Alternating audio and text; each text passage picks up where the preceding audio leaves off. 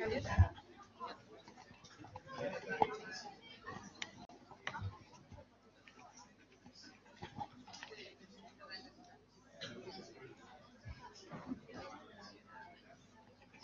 evening everybody.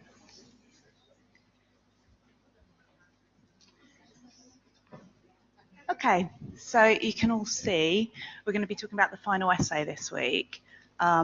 Hopefully you've all got your initial reflections in and you'll be getting some formative feedback on those, so that will help you in terms of how you move forward with your writing of the essay. So to begin with, am I moving this or, yeah? Have I got it? Just do it on this. Yeah. Sorry. Okay, so to begin with, just thinking about what we're trying to do with this essay, our overarching aim is to support students to begin to articulate, explain and justify your positions within the diverse field of educational research. So that's what we're trying to do with this essay. And hopefully by the end you'll feel confident that you can do it.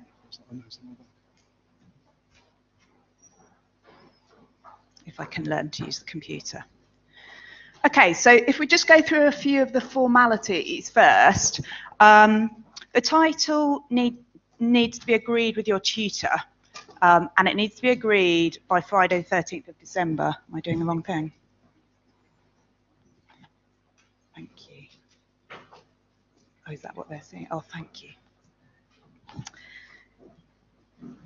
What I would say about that is there's going to be some back and forth, so don't leave it till Friday the 13th to send to your tutor. It'd be a really good idea to give yourself a bit of time to have some discussion and back and forth on that. The first draft is due in by Monday the 6th of January, and I just want to do a quick check with Russell with that. Russell, am I right in telling everyone that the first draft is to be sent directly to the tutor? Definitely. Yeah. Straight email. So that one, your first draft is not, and I'll add it to this PowerPoint actually, it's not to be uploaded onto Moodle, you send that directly to your tutor, okay? And that's by Monday the 6th of January. You'll get feedback on that and you should have feedback by the 24th of January, but obviously give your tutors time to get some feedback to you. Try to get your first draft to be as good as it can be. Because then the tutor can focus on giving you sort of developmental advice and constructive points.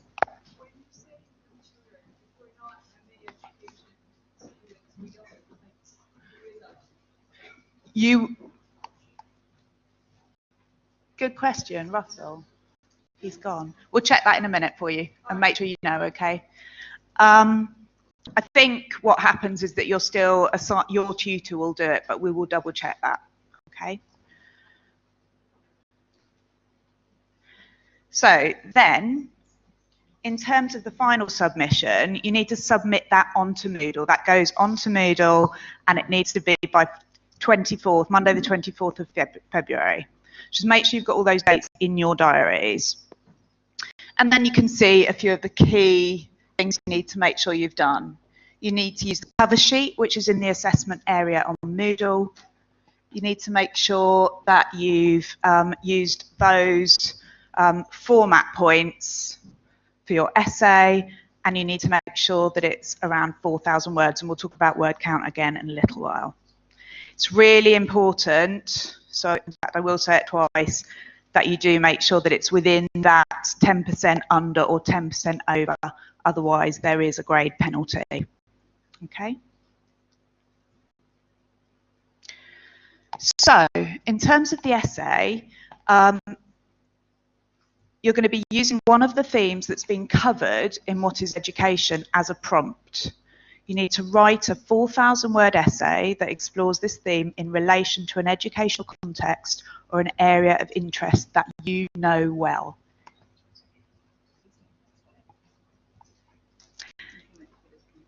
Okay. You're expected to draw upon ideas covered in the module that are most productive when considering your chosen context or area of interest. And we're going to talk about contexts now. It's an academic essay. You're expected to make reference to and discuss readings as part of that.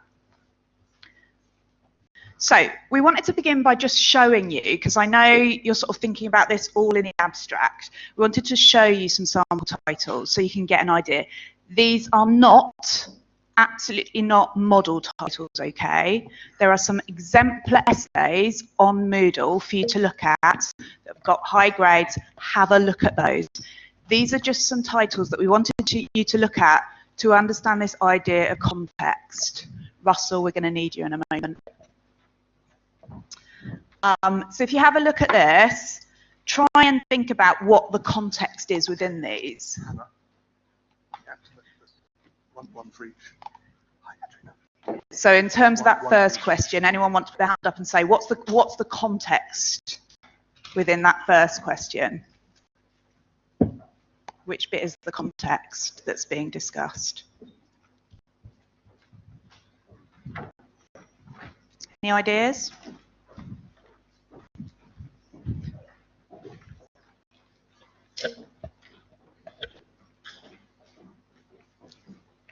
So it would be Singapore, secondary curriculum and science. Okay, so if you're looking at the context for the second question, or second essay title, what would the context be? Sorry? Thank you. Yeah. Secondary?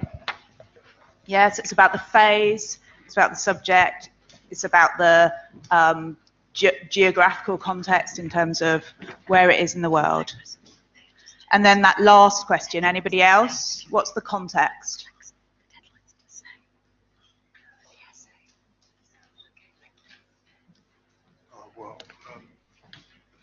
I would say that's American school system. Okay. So the context is American school system. Sorry, I know everyone's being given things out at the same time. So what we'd like you to do now is have a go on Mentimeter, log on to menti.com and use the code 204592. Except, sorry, Lauren. No, it's me, sorry.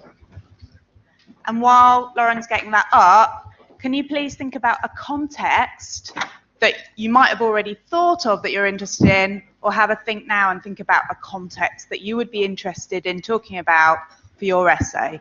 So it might be phase, it might be location, geographical location, it might be subject as part of that. Have a think about your context and log on and type that in. It was 204592. Russell.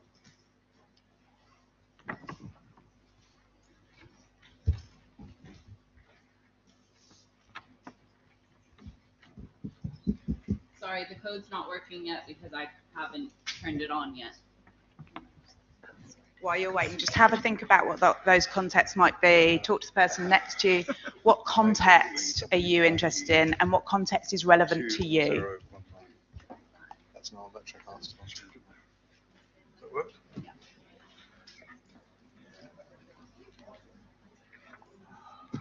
Technology. Now we're up.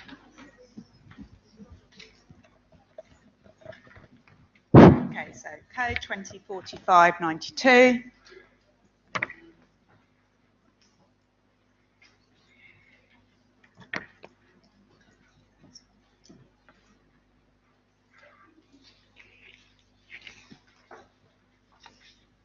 Is what?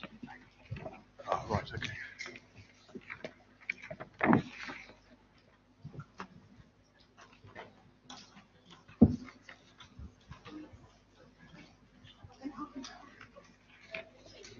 Maybe one or two people who don't have this. So perhaps when I start talking, I'll just say put your hand up whilst I'm talking. We're at 95. Is that true?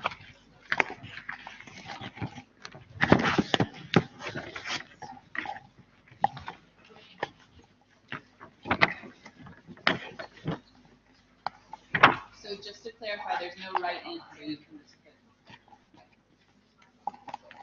the Yeah. question Oh, was Someone the bring it. They're context that typing you, now. Are they only typing now? I'm confused. It's another one. Okay. so it's the context that you've either worked or been, Yeah. or been Yeah, Lauren's educated right. in. There's no right answer to this. What's a context that you've worked in, that you're interested in writing about, that's got something to do with you? So it might be your geographical context in terms of where you come from.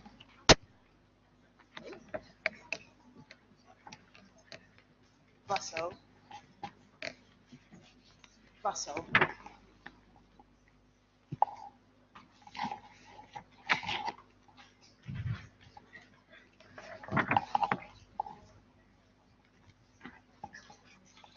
We decided this was easier for you to see than the word cloud that goes sideways. So we've done it this way, but it does mean scrolling down. Can I say that Bourdieu is a very good answer? That's quick. Have I got a slide or I just talk to what I've got here? Good, okay. Just have a look at what those ideas are and we will come back. I find this very faint, so I'm going to read some of them out to you. So we've got Chinese high school, we've got Gaokao, primary education, we've got dialogic teaching, high school in South America, a big background, and ESL teaching in Asia, and Singapore secondary school, 13 to 17-year-old, Indian education, good, primary schooling. These are a good initial places to be. But I need to teach you something. And to teach you something, I have got a metaphor. Please don't take this literally. It's a metaphor on the bottom of the page in front of you. Now, what that is a funnel. I mentioned it before, but I'm going to say a bit more now. So a funnel is a good image to have in your head as you hone, that means make sharper, your title. So somebody give me an essay title that is of the most generality imaginable, the highest generality possible. Perhaps just one word. Fantastic, that's what I was hoping you'd say. Education. All right, so not a bad start. Because if you had said to me neurochemistry, I would have been very surprised and not a little alarmed because we haven't mentioned neurochemistry during this course. So education is important. Now, education, as it happens, can be both formal and informal. And in a module that says, what is education? It really doesn't have to be education in school. I wrote a master's assignment on my sport, on learning how to fence, a long time ago now, but I was interested in the pedagogy and what was happening in teaching that. So that's perfectly legitimate. If you want to write it on concepts of education outside the school or in the university, outside official schooling or university teaching, that's fine. But what is the problem? These are not difficult questions. What is the problem of leaving your essay title at the widest point of this funnel? What are the problems? Or a problem? Somebody can give me a problem with writing 4,000 words with the title education. Can we have a tutor with a microphone after this one? Cheers.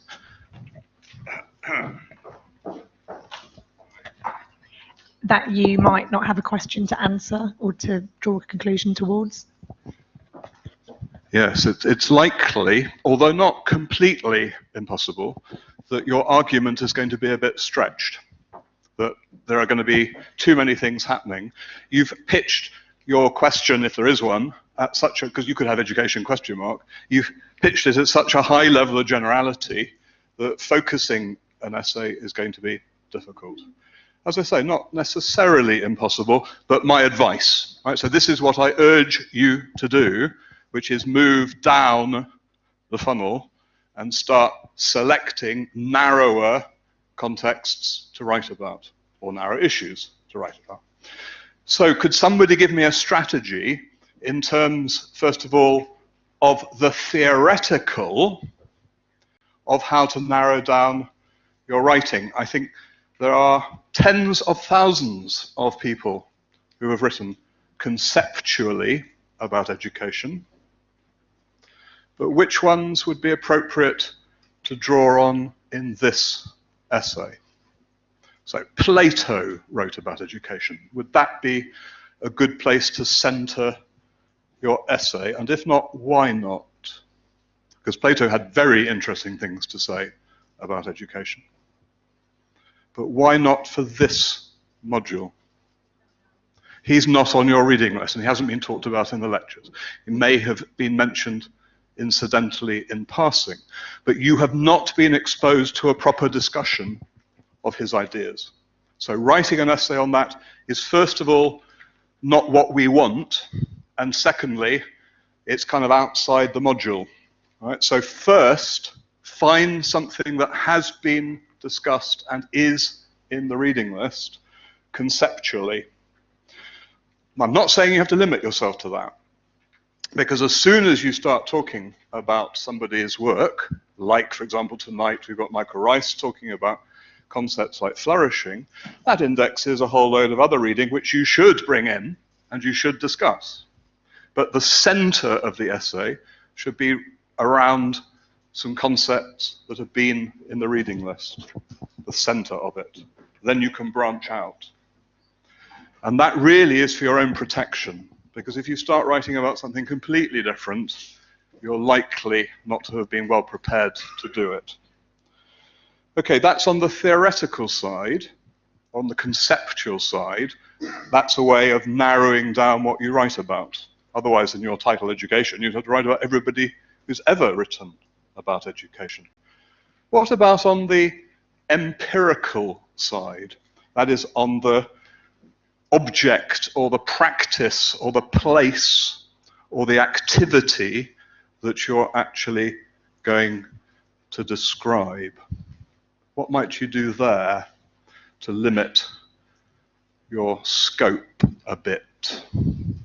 For example, how about an essay title that says, Teaching English? Is that a good title? Teaching Philosophy. It's a perfectly sensible title for a book, I think. Perhaps one of several volumes, but it's very broad in scope. So how could you limit it? If you're interested in English teaching, where are you interested? Are you interested in English teaching? I am. Where? Yeah, maybe for me, because I have a decision to be a teacher to teach physics in English, so I will have the interest to teach English. That's my purpose. Maybe I will choose the title according to my experience. Exactly, and that, by its very nature, is a local experience. So it might be limited to a particular country where you've had experience. It might be, and I think should be, located at a particular level of teaching. It might be at primary school, secondary school, postgraduate level, whatever.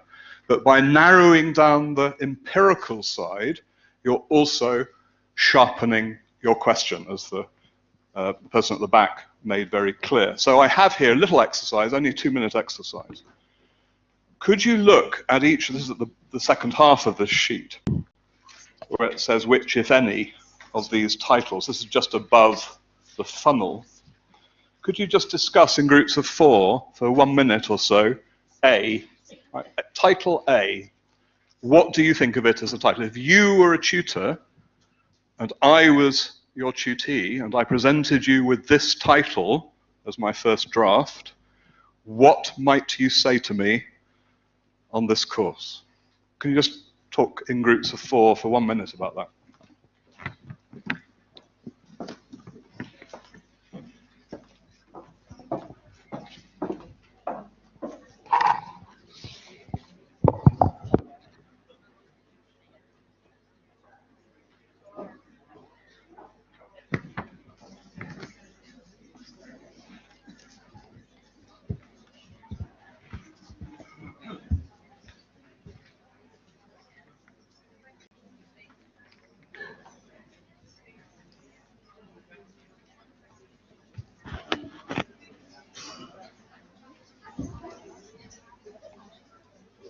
This has, oh, I think it's this, is it? Oh, no, I don't have this. Yeah, it is. This one. Give it to me from online.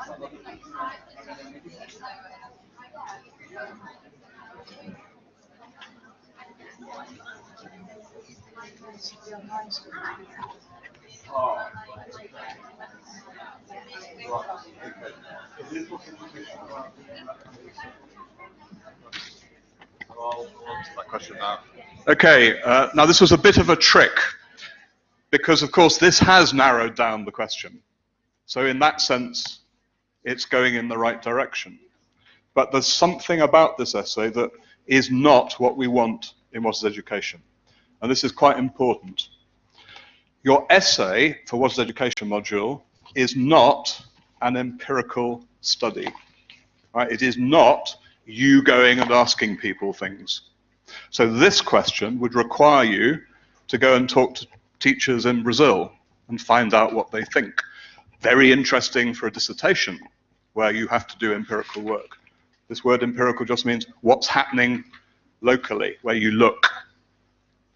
So in this case, it's not a What is Education title. So the tutor should be saying to the tutee, that's an empirical question. Did using PowerPoint in What is Education raise or lower the standards of achievement amongst the students?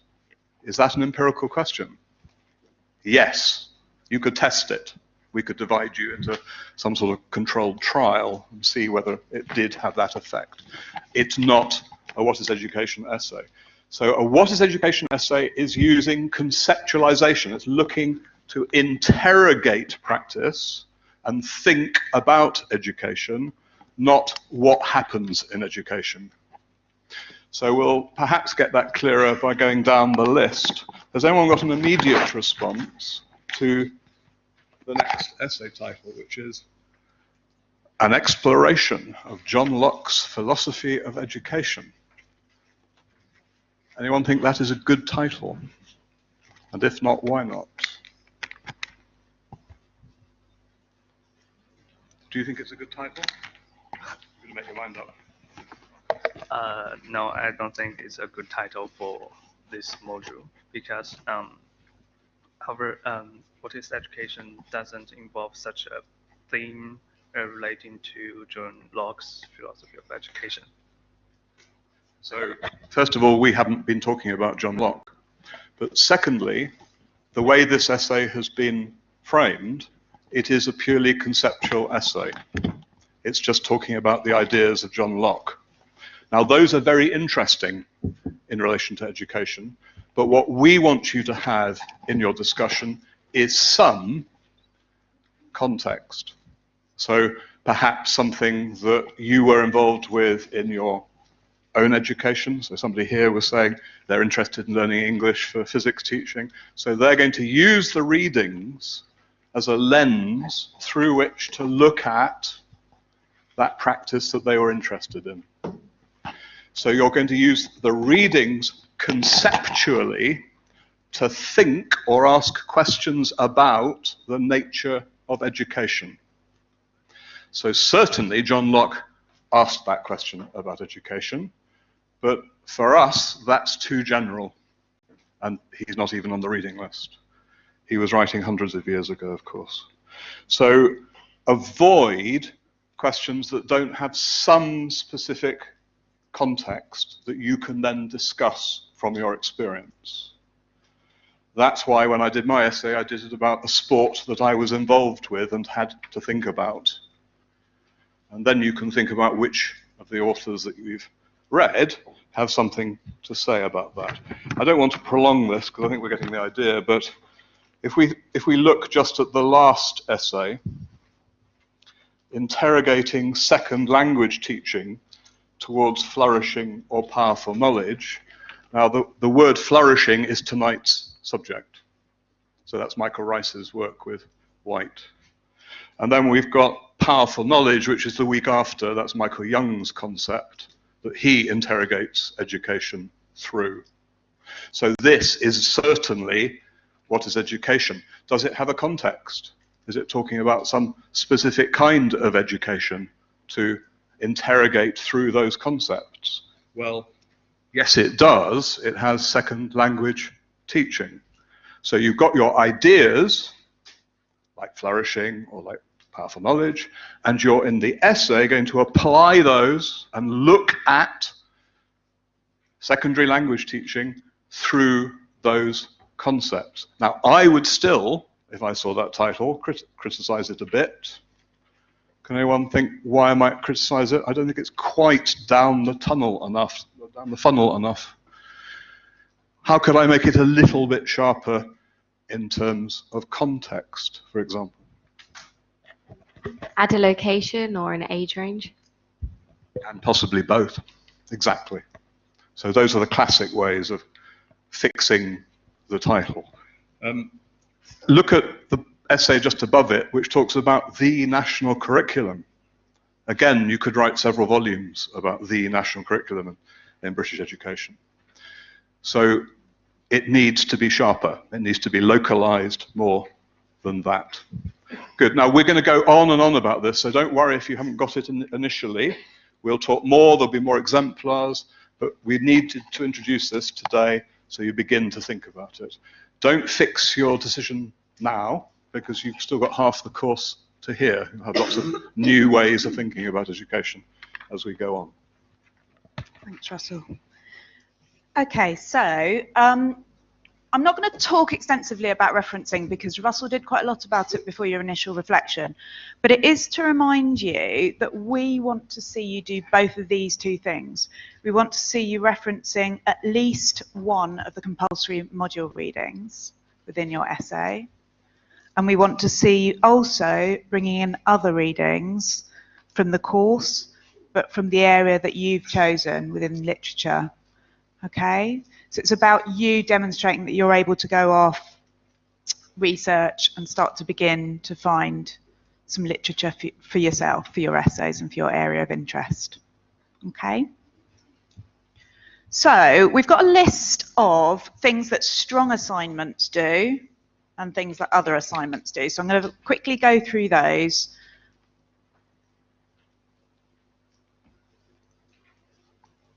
And some of them we've talked about already. So strong assignments in the past have shown a breadth and depth of understanding. And if you're going to choose between the two here, go for depth. Okay, we want to see that you've read around the area, but we want to see you go into enough depth about that area, okay? So it's funneling, like Russell's spoken about. Make reference to a wide range of literature we've talked about, and introduce some readings that are context specific, not on the module reading list. So strong assignments flow and tell a coherent story. Try to read through your essay and see if there's a thread of argument running through. It makes it really difficult for us as the tutor if it's completely disparate and erratic in sort of moving from one point to another. Help us move through your essay, okay? Summarize, give subheadings if that would help, but help lead us through. Reference readings rather than lectures. Are well structured with subheadings. Demonstrate a critical engagement with the readings. You are not here to just tell us exactly what the reading said like a narrative. We don't want to be told a story. We want you to begin to demonstrate critical engagement. Start to show us some theories, give us other points of view, okay? You need to cite the references correctly, and you need to make sure you are well within the word count. Other assignments, and this is where you might go wrong. So I wanted to start by saying that I had a student last year, and it was a little bit heartbreaking because they'd spent absolutely ages writing this wonderful theoretical essay, but like Russell's just been talking about, they hadn't talked about it in terms of a specific context. So it was all theory, no educational context. So we didn't know where they were applying this theory to. They didn't pass the essay and they had to resubmit. So making sure you've got that context and even mentioning it in your title is helpful. And then other assignments might focus too much in the empirical subject area and show little wider relearning from the module. We want to know that you've been part of this module. We want to know that you've been engaging with the module. So demonstrating that through your readings is important. And these are other things that students might do. They might be repetitive. They might not use the correct referencing style and tend not to be so critical. Okay, challenge the ideas, situate them in the field. So you can choose how you're going to structure this. There isn't a right or wrong, but we've got a suggested structure that might be helpful. All right, so possibly an introduction of 250 words, a description of the context, about 250 words, a discussion in the context of the literature that you've read, and critically engage with that. So around 3,000 words, a conclusion, and the references. And the references are not included in the word count. Okay? This PowerPoint will be added up onto Moodle as well. So I know some of you are taking photos, but it will be there. In terms of marking, the tutor will mark your formative draft and give you feedback, but they won't be marking your final draft, okay? So it is anonymous, and that's why it goes in via Moodle and gets handed out to the tutors. A variety of processes used to ensure that the fair grades are awarded, and if you need an extenuating circumstances because of for medical reasons or for another personal reason, then you'd need to complete an application if you think you're going to miss the deadline. And you need to be doing that, I think, at least a week ahead, don't you, Russell? Is that right? So as soon as possible, you want to be writing to the MA Education email and getting that form and CCing your tutor. But it's quite hard, I think, just to say on that, it's quite hard to get extenuating circumstances now, I think, because it goes to the board. So that's not just something that happens easily. So don't sort of think, oh, I'm going to procrastinate, leave it, and then get an extension, because that won't happen very easily. Late submissions. We just need to go through this because it's important that you know the grade for coursework received up to 2 working days after the published date and time will be lowered by 1 grade, and grades won't be lowered below the pass mark. So if you get a C, it's not going to go below the C, but you would get your grade lowered if you got higher than that. The grade for coursework received more than 2 working days and up to 5 working days after the published date and time will be capped at the pass mark, and work submitted more than 5 working days after the published date and time will receive a grade. There's no negotiation on that, so do take note of that and make sure you get it right, Russell. It's worth adding that these are UCL rules across all master's degrees. Okay, with the word count, I mentioned it in the beginning, and I'm going to just mention it again because it is important. It needs to be 10% within the word count of 4,000 words. So it can be 10% below, 10% above, no more, okay? And your mark would be deducted by 1 grade if you didn't adhere to that. So make sure that you're remembering that, checking your word count at the end. You don't need to include references. So, some things to consider. I think we were going to, I want to show that. Was that now? Yeah, okay. So just some things to consider.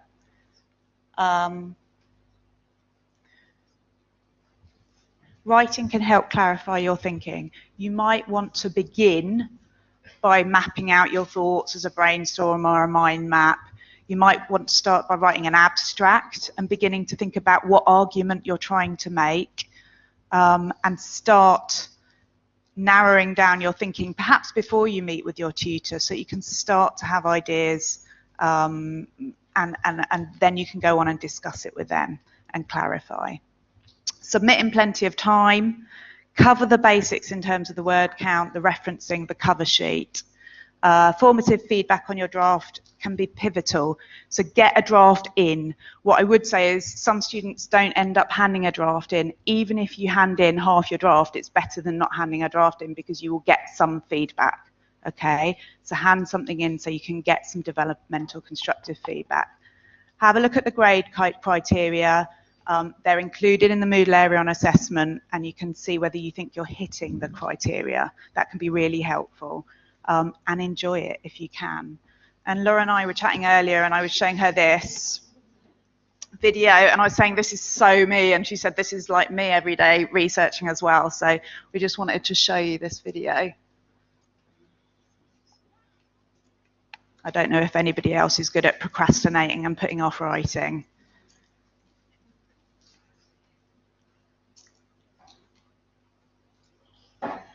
This is how real writers do it.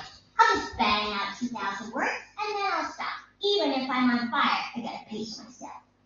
Chapter 1. Wait, I can't start without music to inspire me. I just rock next to muddy waters.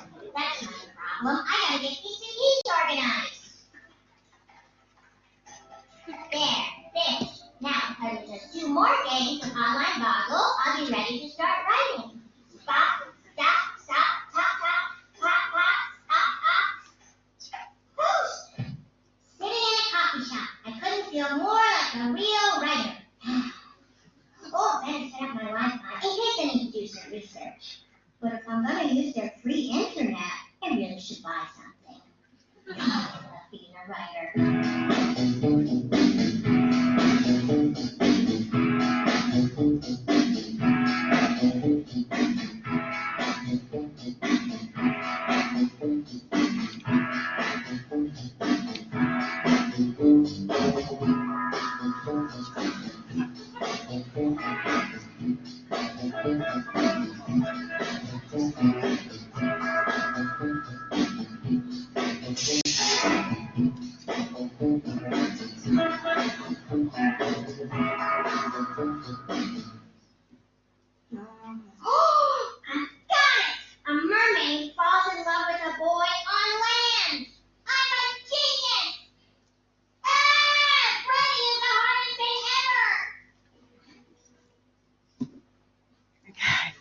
We've all been there, we've all procrastinated, we've all found other things to do. And I just thought that was hilarious.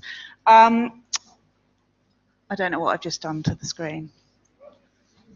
So just to show you one more slide to leave you with. On the 19th of November, we're going to have a poster conference. We will be helping you a little bit more on talking about your essays and where you're going with them. So that's not it. We will, as Russell said, keep supporting you with this. You'll be meeting with tutors, but start beginning to think now about the following questions.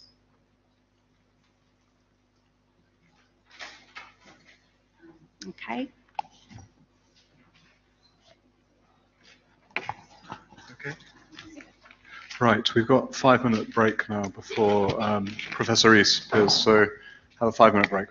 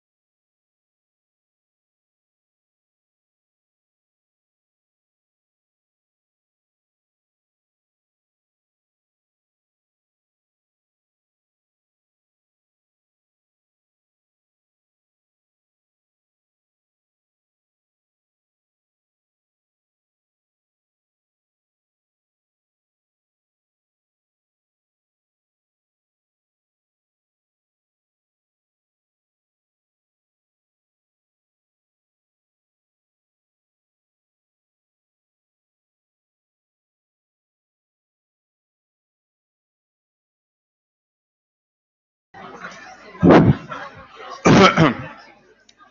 good evening again. And we'll now move on to the lecture. It's a great privilege tonight to welcome Professor Michael Rice, who is a world-renowned philosopher of education. He specializes particularly in science education, and he's here to talk about the paper and his other ideas that you have already had a look at for your reading for this week. So, Professor Rice. Well,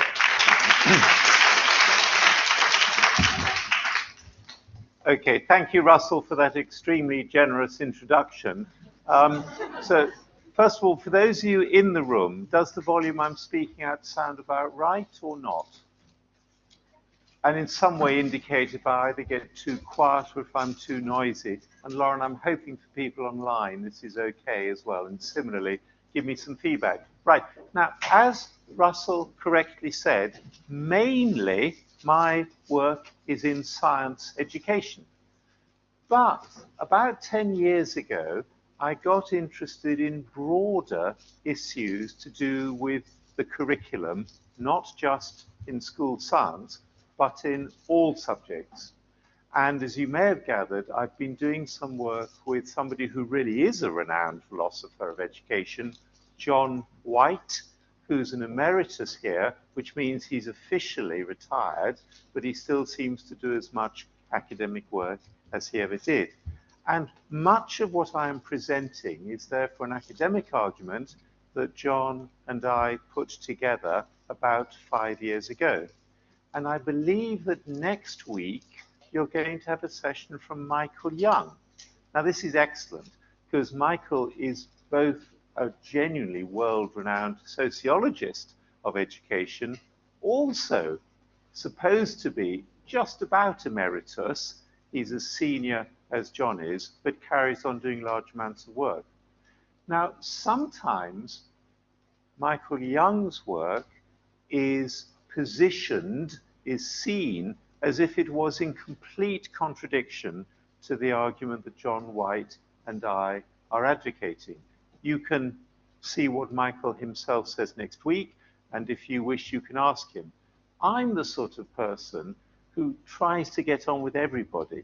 So I think there is tremendous value in Michael Young's arguments. And indeed, by coincidence, he and I both come from a background in school science teaching. Michael doesn't write very much about chemistry in schools nowadays, but that's his background and mine was biology in schools. Right. What I want to do, first of all, is to talk about how one might go about putting together a curriculum for use in schools.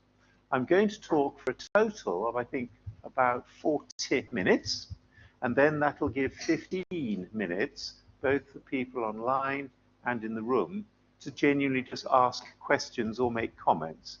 And then we'll stop very precisely at 7:15 London time. And then you go, well, for those online, I mean, you know, and then you go into other exercises, things like that. So we've got until 7:15 here. Now, imagine you are working for a Ministry of Education in your home country or another country in 10 years' time, and your job is to put together the school curriculum across your country, across the nation. How do you start? Now, what most places do is they, of course, start with what they already have, which makes a lot of sense, because then one can have a gradual developmental approach, and that tends to be reassuring, comfortable for employers and parents, and it tends to work quite well with teachers, because when you change a curriculum, that gives a lot of work for teachers to do, so you don't want to make huge changes. But I remember, as happened originally in every country, I remember in my own country, England, when at one point we did not have a national curriculum. And then in 1987, when I was still teaching in schools, the government put together working parties to develop a national curriculum for the first time. And here's the important point. Almost without thinking and almost without any debate, they simply set up one working group for mathematics, one for music, one for English, one for geography, etc., etc. 10 separate working groups, each to do with one subject. Now, there are a lot of good arguments for that. Michael next week may give you some particular ones, but the particular argument I think that I find most helpful for why one might do that is because at secondary level in most countries, teachers are specialists within a subject. So one is a geography teacher or a science teacher or whatever, and usually that means one's done a degree in it beforehand. It's different in elementary or primary schools in some countries. But the argument that John White and I want to advance is that actually, even if you're going to take subjects very seriously, before you get to that stage, you ought to ask a more fundamental question about what are we trying to do in our schools? What is the purpose of education, or what are the aims of education? And that's an argument I'm going to first of all try and defend, and then begin to draw out some of the implications of it. And I note the first evidence that I would like to cite in support of John White's and my argument. I notice that in countries, again, such as my own, where the original national curriculum had nothing in it about the purpose of schooling or the purpose of education or the purpose of learning, what you then get is loads of arguments. And people start saying, but why aren't we doing this subject? Or why aren't we spending more emphasis on this in education? And then you find aims get added on a bit later. That doesn't usually make for such a good structure eventually, and such a good logic as to what you're doing. John White and I would argue it's better to start with the aims, otherwise they get the phrase tagged on, added on later. Okay, let me first of all go just to a general point about the aims of education. There's a rather nice argument by a philosopher of education called Paul Standish, who by coincidence happens to work here, but when I first used to cite his work, he wasn't here and I wasn't here. Paul asks the question, what are the aims of Aberdeen? Now, Aberdeen is a city in Scotland. He could have asked just as well, what are the aims of Beijing or Paris or any other city? And of course, it's meant to sound like an odd question. We don't think of cities having aims. We think of them, as it were, growing more organically over time and just existing. However, I think although education sometimes feels to be pretty aimless or pointless when you're a child in a school on a bad day, it's difficult to argue that education itself ought to be, should be, aimless, should have no aims. And I also note that Aberdeen has a rather good city planning department. There are people employed in Aberdeen to spend their working lives thinking about, for example, the balance between residential sites, so people's homes, light industry, heavy industry. There are people who think, what sort of amenities do you want, like parks for people, or sports facilities, swimming pools, etc. There's actually rather a lot of planning goes on in Aberdeen, and that springs from people thinking, what sort of city do we want Aberdeen to be?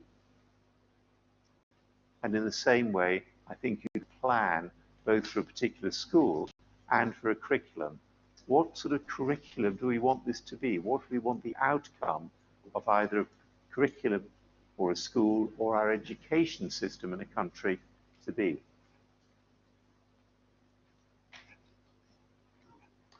Quite a long quotation, which I'll read and occasionally interrupt myself and comment on. This is by somebody whom I don't know, called Harris, unlike the other people I mentioned. Harris writes, "In the very first lecture of every course I give, I stress that education is a changing, contested, and often highly personalized, historically and politically constructed concept."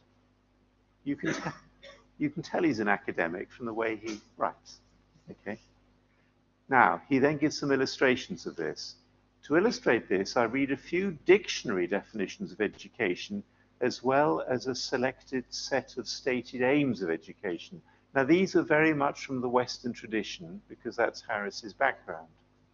When students hear that D.H. Lawrence, so can I ask you, how many of you have ever, first of all, heard of the novelist D.H. Lawrence? As I thought, a small number of people only. But he's in the Western tradition, very, very well-known novelist, Sons and Lovers, which is a great novel, I can recommend it. But Lawrence claimed that education should aim, and then there's a quote, to lead out the individual nature in every man and woman to its true fullness.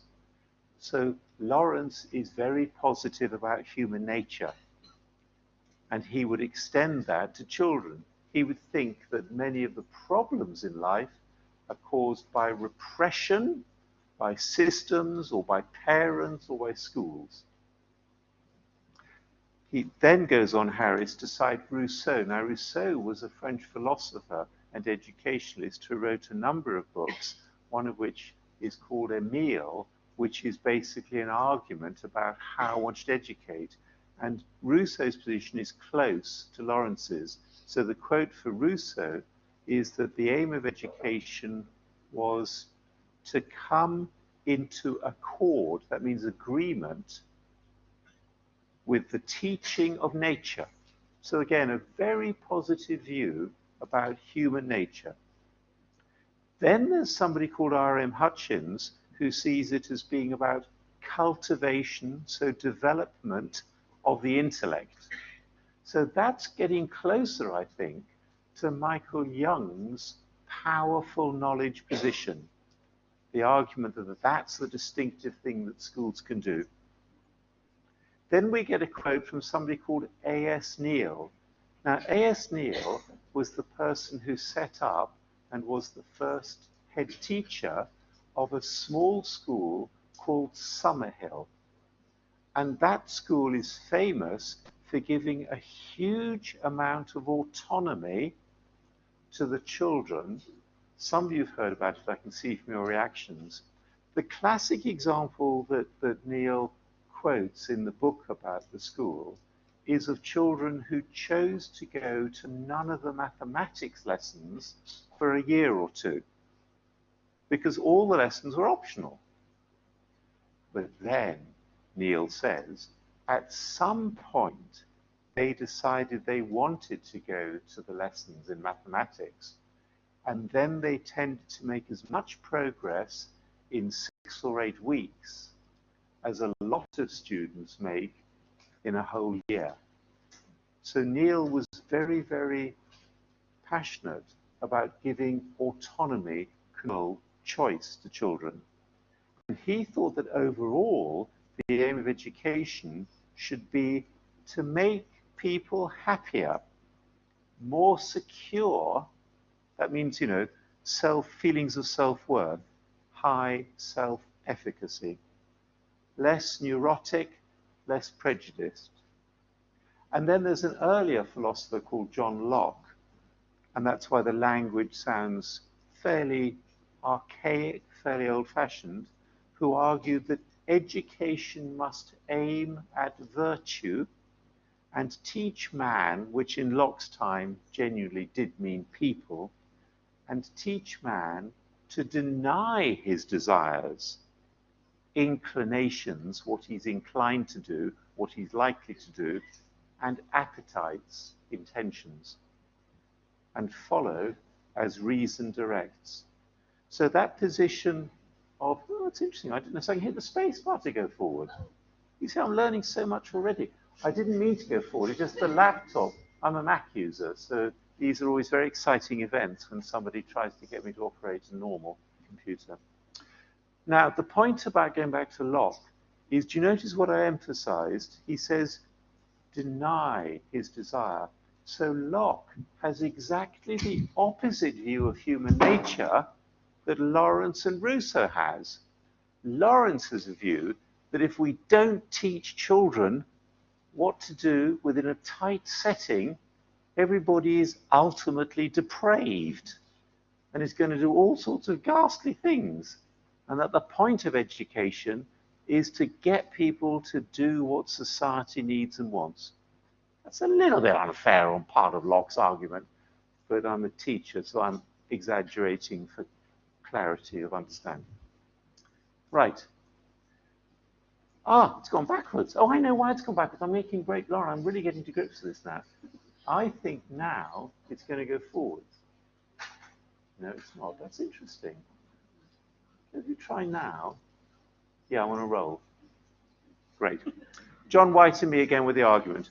What we argue is that when you look and think about what the aims of education both are in various countries, when you look at the curriculum documents, and when you try and work out what they ought to be, you find they fall into two pretty major groupings.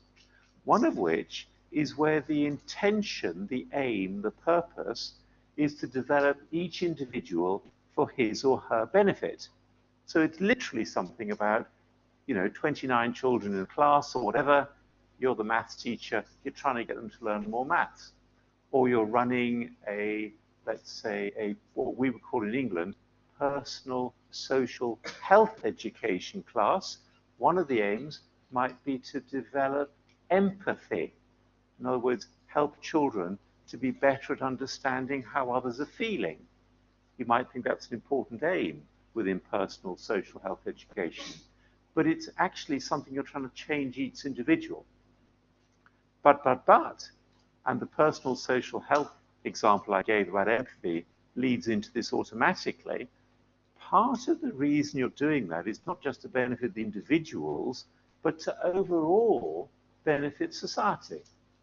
So there are the two broad groupings, individuals benefiting from education and then society benefiting. Now, I want to go through the phrase, a flourishing life, because John and I ended up feeling that if there was a single phrase that we thought ought to be the bedrock, the underlying rock behind the aim of any school system, any education, any curriculum, it was to enable both individuals and people in society to flourish.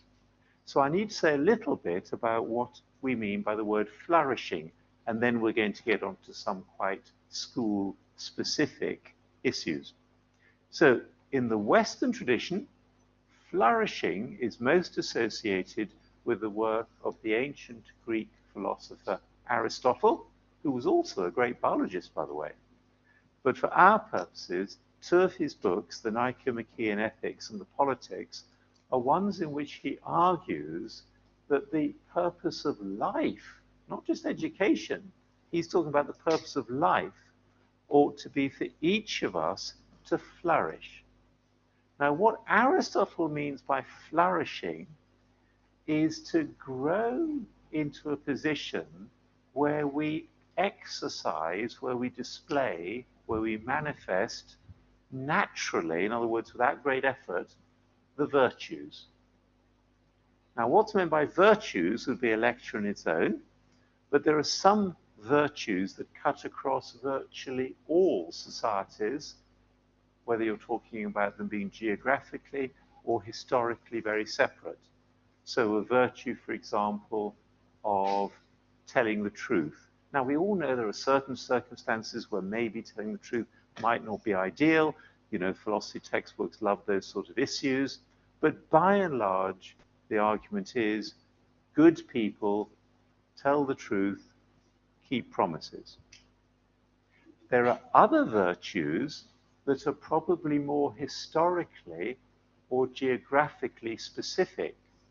So one in the West that is often described as a virtue is compassion, feeling deeply for other people and being in an ideal world as sensitive to their needs as to other needs.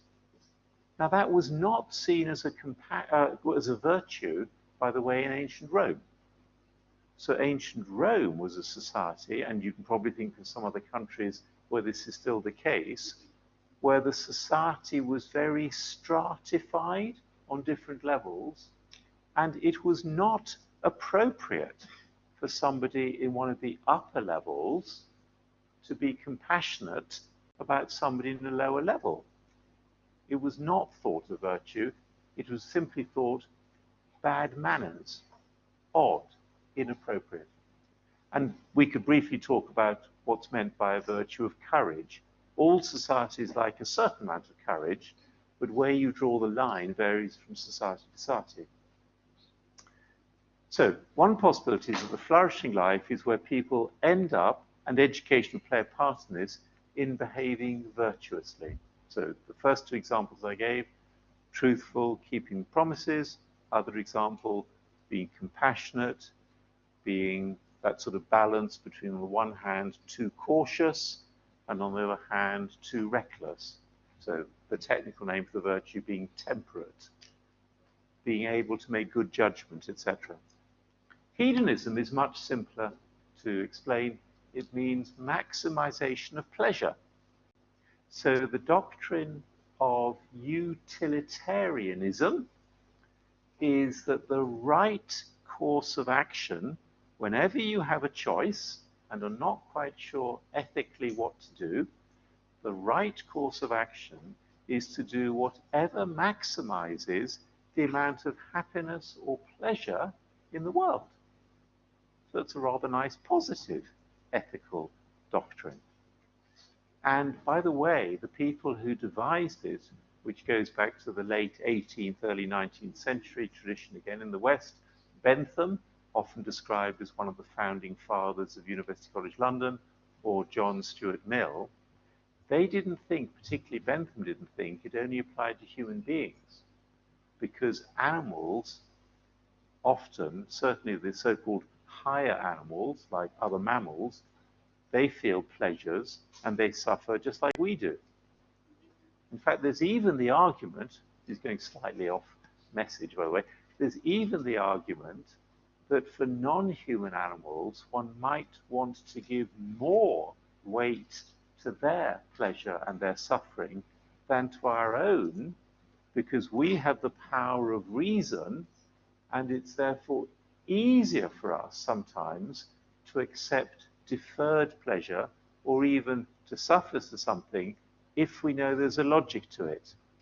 Whereas the cat I have at home as a family pet, or the horse that's working, or the cow, or whatever, the lamb, can't think like that. It's not mentally capable of having those sorts of abilities. It's interesting. Yeah, I haven't quite. Yes, I haven't worked out now. It's very interesting. I haven't worked out yet when the laptop goes to sleep, how to stop it going to sleep without advancing the slides. I'll try hitting Q next time. See what happens. So, one more. Desire satisfaction is sometimes given as a component of what it is to lead a flourishing life. So in other words, we might want things that are richer than just being about maximization of pleasure. And in many cultures, the tradition of people being able to choose is an important one. So what we end up with is the fourth bullet point, which is something along the lines that a flourishing life is one with wholehearted, so you're feeling enthusiastic, good about things, and successful involvement. So it's something about not setting one's sights too high in worthwhile pursuits, things like significant relationships. Aristotle, by the way, was very keen on friendship. He thought that having good friends was one of the most important and valuable things in life and helped us to flourish. So significant relationships, meaningful work, time for reflection, time for relaxation. And you might like to think for yourselves whether, if you've had occasions, which I hope you can remember, when you feel you do have a friend or some other sort of significant relationship, might be in the family, for example, you are able to work meaningfully, whether work is study or work for which eventually one gets paid, time for reflection, time for relaxation. As I said, personal autonomy, that overlaps to some extent with desire satisfaction, is thought to be very important, though I realize it varies from country to country. Some countries put more weight on personal autonomy. So in the United States, for example, that is accorded, that is given more consideration than in some other countries, including some countries from which some of you come, where it's a component, but it's not given quite as much emphasis as other considerations, which might be more communitarian, might be more about for the good of the group, the community, less emphasis on people being able to do what they want for themselves if it's not good for the group. The useful thing, John White and I believe, about the phrase flourishing life is that there are commonalities, there are overlaps between all of these different understandings, but there is variation. Notice, for example, I've said nothing about religion. You can be religious and still feel that that's all about flourishing. You can, of course, have no religious faith and still feel that life is about trying to flourish oneself and enable others to flourish. So it's quite a useful concept. Ah, that was my fault.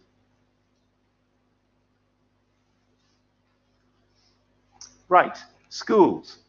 Okay, so the point I've emphasized in general for life, but now applying it to schools, a central aim of the school should therefore be to prepare students for a life of autonomous, that's on their own to some extent because you're getting them to grow into more ability to make decisions, wholehearted and successful engagement in worthwhile relationships, activities and experiences. Now, I want to make a distinction.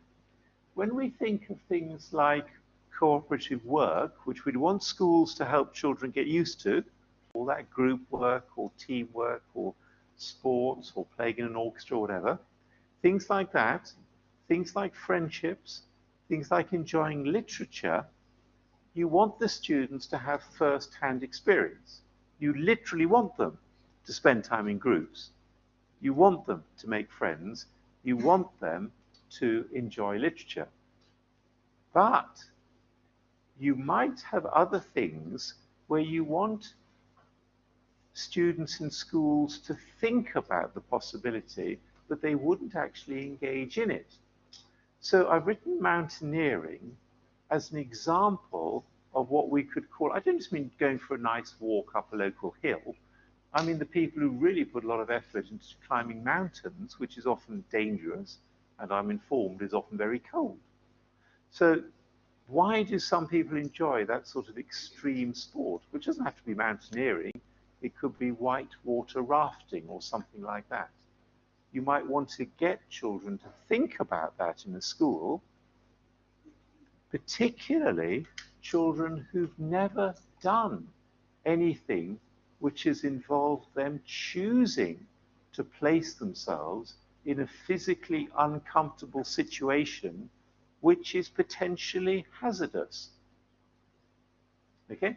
So if you've from a family or a society where nobody goes mountaineering or whitewater rafting or bungee jumping or all these sort of things, you might get children to think, well, why do some people want to do that?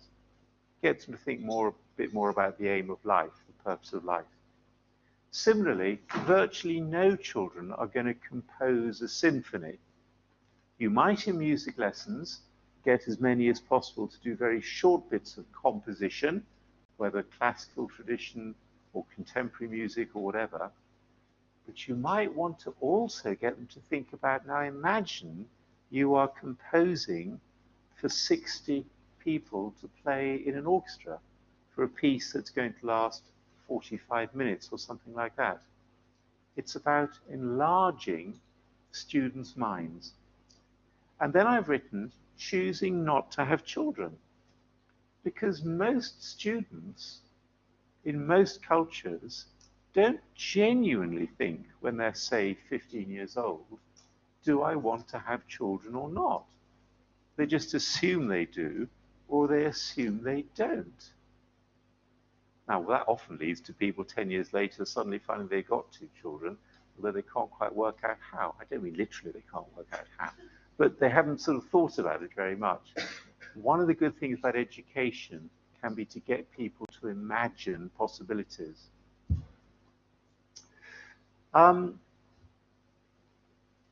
We also think, John and I, that education should often give more options to students than is the case. It's quite interesting in my own country that the number of options of subjects has gone down over the years. In other words, we insist on students now doing more subjects to the end of their schooling. Now, there are certain subjects you probably feel every child should do to the end of their schooling. A classic one is the first language of the country. So if you're from China, depending which bit of China, you might want Mandarin or Cantonese or whatever. If you're from France, you might want French. If you're from Spain, you might want Spanish or Catalan or whatever. But there are other subjects where you might think, although we always assume people have to carry on doing them, do we really need to? And if we dropped certain subjects, that would give more opportunity for other subjects, which in a compulsory phase of education would mean that students would come to the end of that phase having been introduced to a greater range of ways of thinking. Now, this is where the laptop is now not showing me anything, so I'm going to try hitting the letter Q. Total success. It comes on and it didn't advance or retard the slide. Good.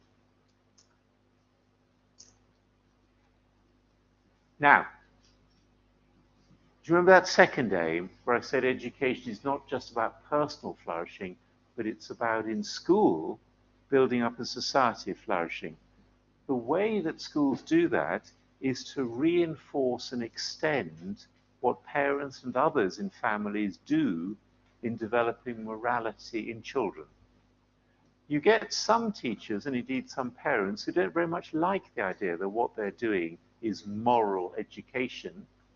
But of course, as soon as either a parent or a teacher, you stop one child from repeatedly jamming their ruler into the child next to them or poking their nose repeatedly, that is a form of moral education. You are saying to them, in effect, you can do certain things to your own body if you want to. You can poke your own nose if you want to, but you cannot poke other people's noses. And that gets extended to all sorts of things, interrupting people.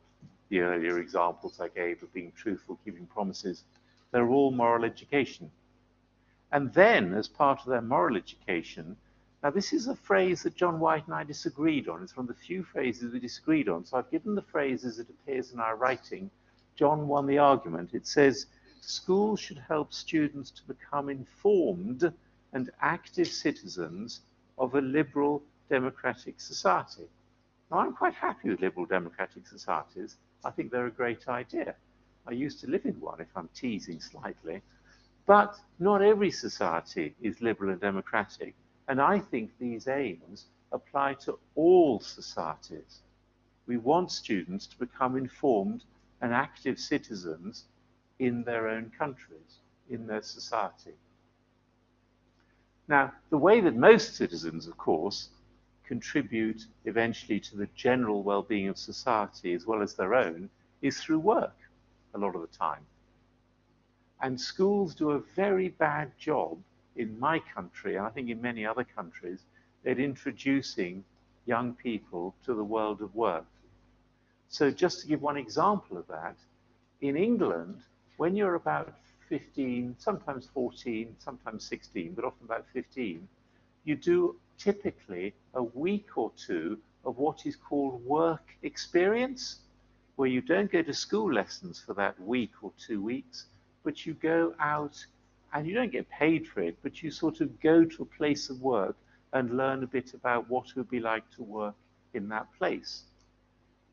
Can you just raise your hand if you're from a country where you have something similar, where students as teenagers, typically about 14 or 15 years old, go and spend a week or two in a place of work? Very patchy again. I thought it would be. Okay, so different countries have different ways of doing it.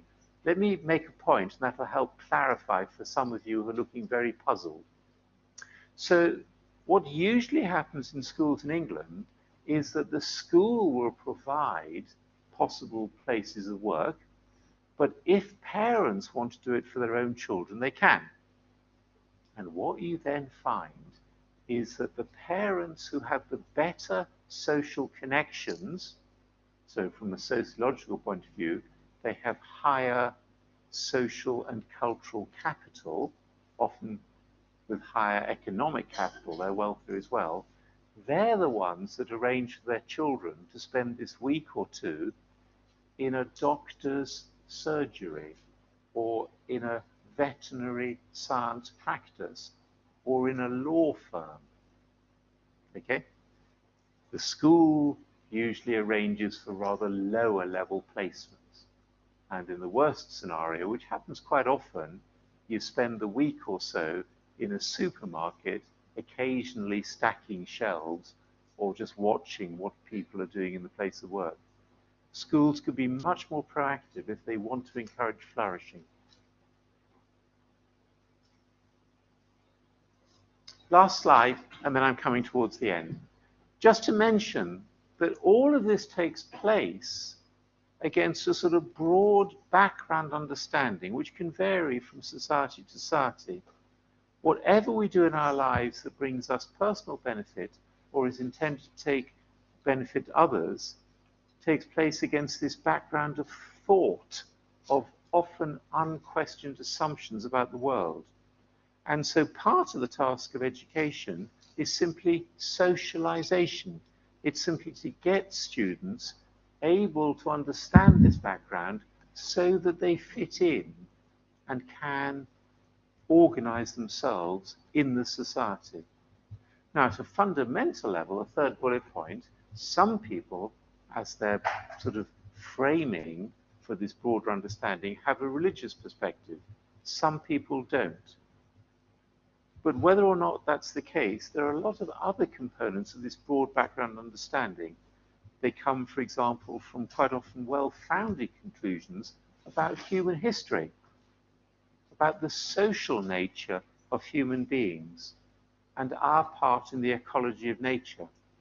That's one reason, of course, why history books and science books are rather important in the sort of broad understanding that they provide. So if one's history book, for example, is entirely about one's own country's history, so it's entirely nationalistic, that's going to convey a very different broad understanding from a history book and a history curriculum that also has quite a lot on world history. And in the same way, the way that science books introduce the environment and the sort of assumptions that they have about how humans should relate to the environment contribute to students' broad understanding. Right. That's the point at which we'll stop.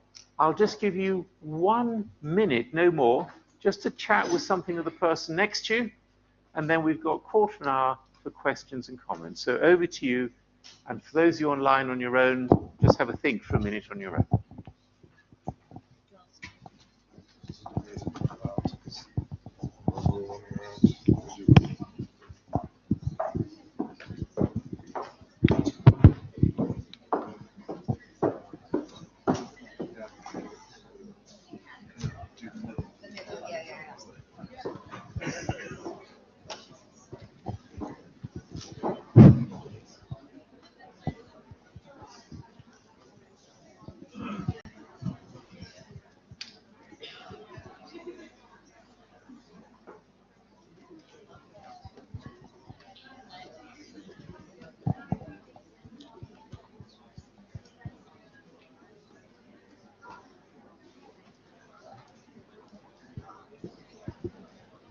Okay, that's just about the minute up.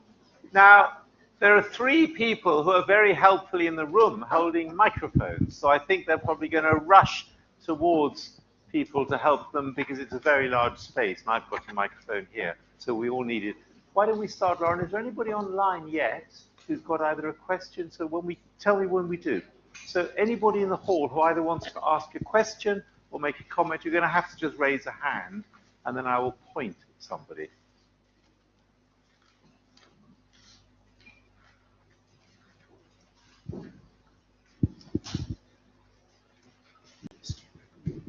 Yeah. Hello. Well, I'd get the ball rolling, Michael, by asking you, is there too much maths in school? Does that help us flourish? So that's a great question. Do people online, can they hear that, or shall I repeat the question? So now, John White is of the opinion that the answer to the question, is there too much maths in schools, is yes. I'm somebody, my PhD technically was in applied maths. And in my day in school, there was less maths than there is nowadays. And I had started to think the last few years that I think somebody like me would have been rather damaged by a lot of the mathematics we get taught nowadays in school, just because there's rather a lot of it. And as some of you will know, it's like music. You know, if you're genuinely good at music, too much mediocre music teaching can be unhelpful. You know, you're much better off having a really good teacher and small amounts and then time to practice, think, perform, study, compose. So my answer, actually, I think John's right. Now, John would just like to stop making it compulsory. I think I'd be quite happy for less time spent on it, being honest. Yes, another one in the hall. Thank you. Hi. I was just wondering about when you talked about giving opportunity to students to gain first-hand experience versus having them imagine things, right? And I'm trying to think of, when you brought the mountaineering example, maybe I'm just thinking about that one example, so it's not too general, but very often when people just imagine things that they aren't experiencing, and many people in their community aren't, their imagination is very often informed by certain stereotypes. So like, oh, people who do mountaineering and bungee jumping are adrenaline junkies. So, you know, that probably can be generalized to other ideas as well. So I'm thinking of how you would suggest to maybe make that the experience of imagining closer to gaining first-hand experience. So I think that's a really wonderful point, that if one isn't careful, imagining things, as you say, can just reinforce stereotypes, and often from a position of remarkably little knowledge. So I can think logically there would be 2 approaches. You might try and introduce at least elements of the experience. So I teasingly said earlier something about mountaineering is not the same as walking up a hill, but you might decide in a school, well, let's say we're talking about a secondary school, age 11 to 16, there is one day where every child, suitably prepared, parents know in advance, guardians, you know, clothing, all the rest of it, they're going to walk, if they're able to walk, they're going to walk for 3 hours or something like that. So it's the beginnings of getting exhausted. The other possibility is you might decide, well, in the literature they were introduced them to, we're going to get some quality writing about mountains. So I will just mention 2 books that I've got a lot from about mountaineering, because I'm not, you know, I admire, you know, the big pointy things. I like them on television, mountains, but I've never done any mountaineering in my life. But there's one book which probably not many of you will know called, I think it's called, is it called Into the Void? It's about somebody, well, I shouldn't really give the story away, but it's an extraordinary story of just escaping death while mountaineering. The other one, it's terrible, I can't remember the title now, is a story, is a very well-written academic account of the first 2 people who climbed, 2 people, Mallory and Irving, who were killed trying to climb Mount Everest. And again, conveys an enormous amount about what climbing really felt like to that generation of young men who had just survived the horror of the First World War. and saw Everest and the mountains over in Nepal as an escape from all the carnage and bloodshed and mud and horror. So thank you. That's 2 suggestions. Lauren, somebody online. Yes, so one of the questions I actually have quite a few now. Yep. One of them is how to ensure students flourish when we are set up for lots of testing, assessment, with the aim of achieving it. Well, this is it. So testing is a real issue. First of all, for some students, it gets rather stressful, however well they're going to do. So that's quite a problem. I was schooled at a time when there was remarkably little external testing that mattered. And there is, I think the vast majority of educationalists would think that testing too often is not really done for the benefit of the student, but is a way that society either checks up on the teacher or the school or uses it to compare itself with other countries, and that's not a very good idea. So I think my own country, England, has tried, in fact, in the last 10 years, not with 100% success, but some success, has tried to reduce the amount of external assessment. So thank you for that. Let's have a second one from you, and then we'll go back to the hall. Okay. Can we actually define flourishing or virtues to your own subjective cultural values and views not get in the way?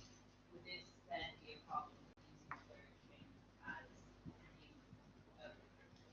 Right. So I think in the social sciences, which is where education sits, you often get this very interesting interplay that things are neither completely relativistic, so, you know, truth is fairly objective, assessing whether or not people are telling the truth, but equally the important things are not completely objective. They do depend on one's point of view. So I don't want to see, you know, international league tables ranking countries by how well their schools enable flourishing. I'm quite happy with the fuzzy definition because it will vary. I think the religious example is a very interesting one because some people with very strong religious faith would feel passionately that a good education must introduce young people to a particular religion or way of understanding the world. Now that is not a position in every country, of course. Indeed, many countries don't allow any teaching about religion in schools. So there is a lot of variation. I accept that entirely about it. But I am an evolutionary biologist by background. There are commonalities between people. And there is a lot of overlap in what people do think makes for a flourishing life. And I think schooling has just one particular role to play in quite a small number of years in the average person's life. And some parents inevitably give their offspring quite a narrow view of possibilities. And I think John White and I see schooling as being a wonderful place to open young people to a greater range of ways of thinking and relating to other people and being. Right, somebody else in the room, somebody over here-ish if possible, only because you haven't had a chance yet to kindly the microphone. It's a wonderful microphone over here. Yes, thank you.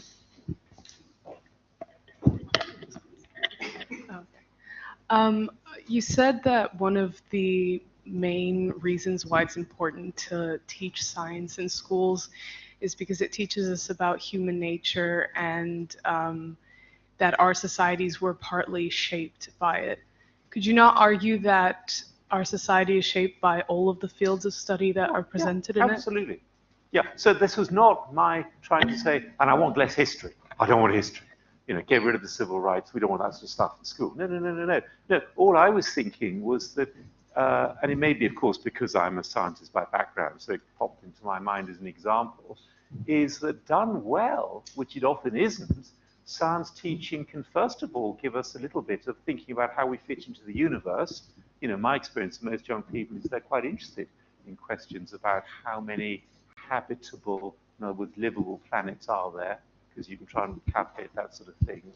They're quite interested in units of time, so most people find it very difficult to get their heads around the idea that life evolved on Earth. We're fairly sure about 3.6, 3.8 thousand million years ago. there are ways you can do that. And that's just broad background understanding. Now, other subjects have got a vital role to play as well. Utterly agreed. Thank you. Yes, back in the room. Yeah, somebody, sorry, somebody over here. When you said that to educate so that individuals can make the world a better place, I imagine that would also imply a more just and moral world. Therefore, a flourishing life by extrapolation would mean a moral life. But I think most of the argument seems to be advocating for cultivation of the intellect. And I don't know if this is true, but I think you're implying that moral education is expected to be carried out in school via hidden curriculum. And would you say there is a need to incorporate more education into formal curriculum or even turn it into a subject? Thank you. So there's a lot there. Thank you ever so much. First of all, I think all schools end up providing a sort of moral education, whether they have it on the curriculum or not. The examples I gave about inappropriate and appropriate behavior towards children, if they decide, for example, to set up schemes for volunteering, something like that.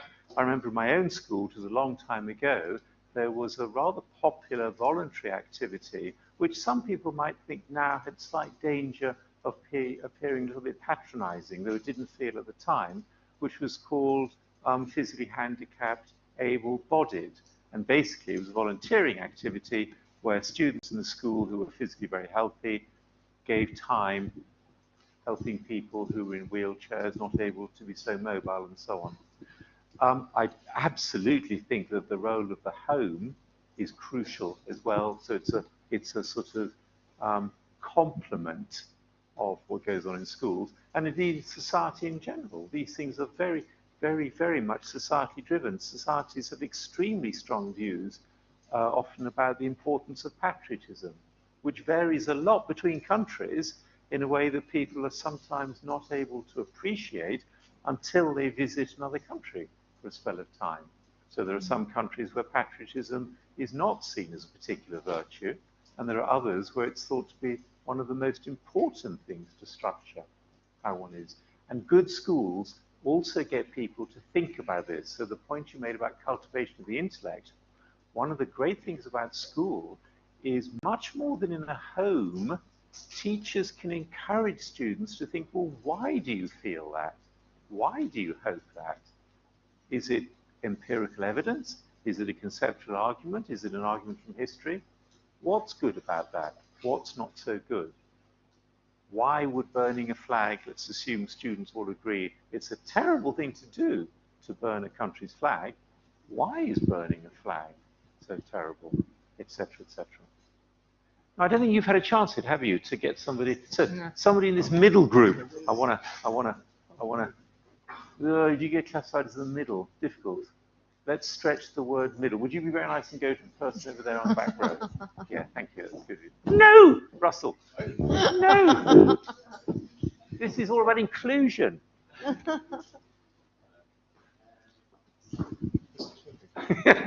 You hear me? Oh, only you taken hers. Hers would have worked. Oh, yeah. So, it is actually working slightly patchily, to be honest. Can you hear me now? Yeah, oh, okay. Beautifully. Okay. My question kind of links to Michael Young's work, and I was thinking about Durkheim as well. The thing I was wondering was, with the concept of flourishing, does it almost oversimplify the inequalities that students might face? Good, because I was thinking about inequalities in relation to the last question, which started off about justice, and I wanted to get onto that. That would be, as you say, that would be a failure of it. And I think if one just looked at the flourishing of each individual, one might forget about that. As soon as you look at that second category that John and I argue for, a broad, what's benefit for society, that's one of the very obvious routes. So just to quote some numbers, not numbers, but facts at you, I don't know how many of you know, but there are surprisingly tight correlations between the amount of wealth inequality in societies and incidence of things like, so likelihood of things like mental illness, suicide rates, lower measures on happiness scales, greater physical ailments, greater incidence of smoking cigarettes, using illicit drugs. Inequalities have surprisingly pervasive effects on virtually everybody in society. And as some of you will know, many countries in the last 30 years have become much less equal. Probably the 1950s, 1960s, and I didn't realize this when I was born, that those times were probably in world history amongst some of the most equitable times in terms of distribution of wealth. And as I said, most countries have moved in the opposite direction. And there's a very classic study, a famous study, arguing that an awful lot of crime, which by the way correlates very well with inequality in a country, crime is a rational response by those with small amounts of material possessions to try and gain more. Now, last comment or question, and then I'm going to go. We better have one from Lauren online. Is that? Oh, two more, but they're going to be very quick because I've got to catch my train at 7:39 from King's Cross. Yes, Lauren. Why do you think it is the job of schools to introduce students to the varieties of the world of work?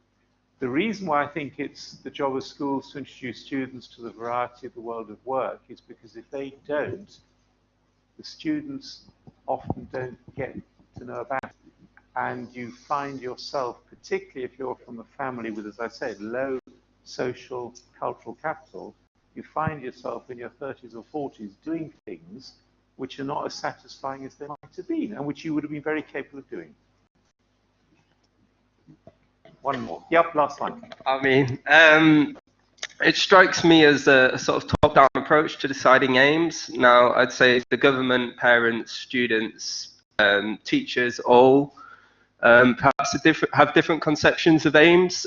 How do you account for a democratic sort of version of aims? So that's a brilliant question which to end, because in a sense, I'm not sure about top-down, unless you think John White and I sit at the top, which is a lovely thought, but it's only two academics. And of course, as you say, in reality, in fact, John and I do write a bit about this, because we both want a rather more participatory decision-making about aims, and into the national curriculum, it'd be quite easy to do that. I'd probably put school teachers at the center of it, but then have those other groups you're talking in about, whether it's parents, students, employers, academics feeding in. But the reason I'd probably put teachers is because we're interested in the school, and therefore it's probably best to start with the people who spend most time and have been trained and are professionally working in that area. Right, I'm going to stop there. Ladies and gentlemen, could I thank Professor Roy on behalf of Marie.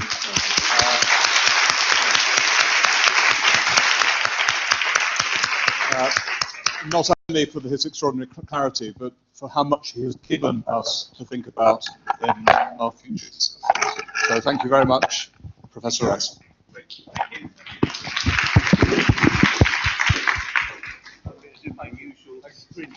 Thank you so much.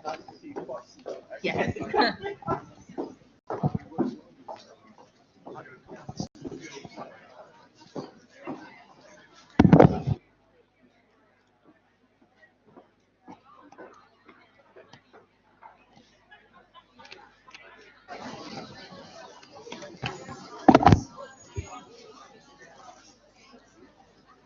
Can't say thank you for these speakers. They always interrupt as soon as you say thank you. Perhaps you should just do that.